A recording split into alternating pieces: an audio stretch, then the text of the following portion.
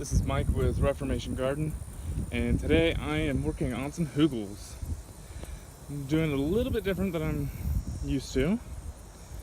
I got a third one coming up along here. These are two smaller ones. So usually what I do is so from the point here where I marked it out with my A-frame, it's pretty straight. Basically what I do is I dig a trench all the way across, about a shovel deep and a shovel wide. I fill it up with wood chips, but I take that soil and I put it on top of the log. So actually this would be further back. This would be further back. So that swale, or the trench with, capped ends as a swale. So this would actually be slightly over. The soil would be over the logs, which is compacted clay for me. So I'm just trying to infiltrate some water into the ground and soak it up instead of just running down the property. So I'm doing a little different. It's a little bit lazier because I just really don't want to dig. And it did rain, so it'd be a lot easier right now. But I'm gonna try a different little experiment just to see how well these do. Now I'm doing it two different ways as well, or from the three. Usually I don't put cardboard down, but I've noticed in my other three hugels I've got there's the newest one right there. I got a lot of grass popping up. The roots of the grass is great to have in the hugel because it's kind of locking it down. You're getting all the roots into the soil, and that when the frost or freeze comes by and kills it, it decomposes and then it starts to cycle over. So you're actually building soil. I'm trying to get a little bit more production out of the hugels, so I'm going to try it differently. Just again, experiment. If this never works, I can always come back and dig a trench next to it and then throw that soil on top, throw more mulch, manure, whatever. So basically I have all this mulch that's turned into humus, and basically just a little over a year and a half, because I got it back in probably May of last year. I think that's when I got it, all that mulch.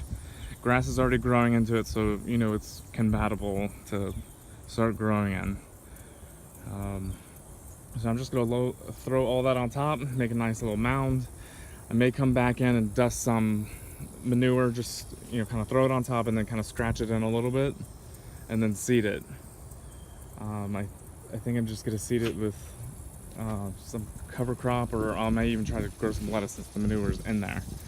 A lot of times it's already composted manure that I have, so it's soil.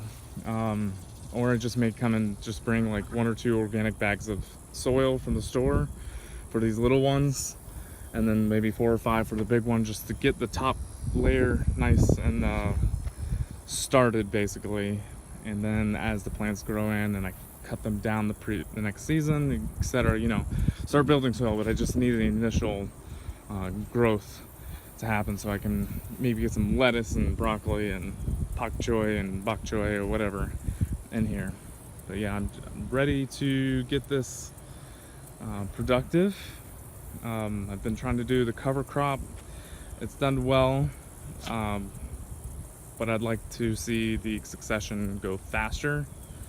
So cover crop is great for the areas that I'm not touching 100%. Giving all my attention to the smaller areas. You can tell I've already, that's my third one there. I have 2 more behind it. So I'm just trying to slowly go and grow, and as the cover crop is doing a little bit of the work for me, it's already kind of loosening up the soil. It's putting down a nitrogen, and it's also giving me a carbon layer, because all these leaves and the vines from these cowpeas, the iron and clay, it's doing a great job. The when you walk through it, it's actually soft. So it's doing its job, but again, I want it to go faster. So as I'm doing annuals in these hugels, I'm actually going to start planting some trees in here as it breaks out. So maybe starting next spring or next fall, I'll start putting in very fast growing trees. I have seed, so we'll see if I can maybe start a little tree nursery. So that's basically all that I'm doing. Oh, and this has been a lifesaver. No longer doing the one-wheeled wheelbarrow. This area is already, I've been fighting that wheelbarrow sitting over there. I still have it. Need to put it in the shed so it doesn't break down. But tired of fighting it over here. I'm trying to go around the electric fence. So if I'm getting wood right here, I have to go all the way around, come down here, just to do things. Of course, I can always put in gates, but this has been a lifesaver. I can carry a lot more. I'm just still picking up the weight, but I'm not fighting the one wheel to get through this soft mulch, humus, whatever you want to call it, or just the gradient. It's kind of wobbly before I put this mulch down. So this has definitely been a lifesaver. And actually, if I remember, these two were almost the same price, because I think I bought that for around $60 or $70 at Home Depot, and this was at Tractor Supply for I think $72 or 75, somewhere around that range. So yeah, that's all I'm doing. Got my 2 old Christmas trees on this one. I'm gonna try something a little different. 2 Christmas trees from last year. Put some bamboo in here, a little bit more. Cover that with mulch. Do logs, and then I'm gonna do logs on this one, so you can see from there. This one's a pretty straight. It may curve a little bit, but it was such a small degree that I just kind of put it straight. All the other ones do have some curve to them. Like this one, between these two, it's very wide over here, and then it kind of narrows down.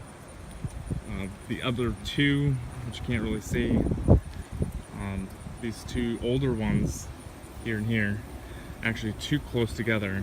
It was getting a little too greedy because all the plants were growing. I can't even walk through it, or I don't want to, because I'll end up stepping on and crushing something.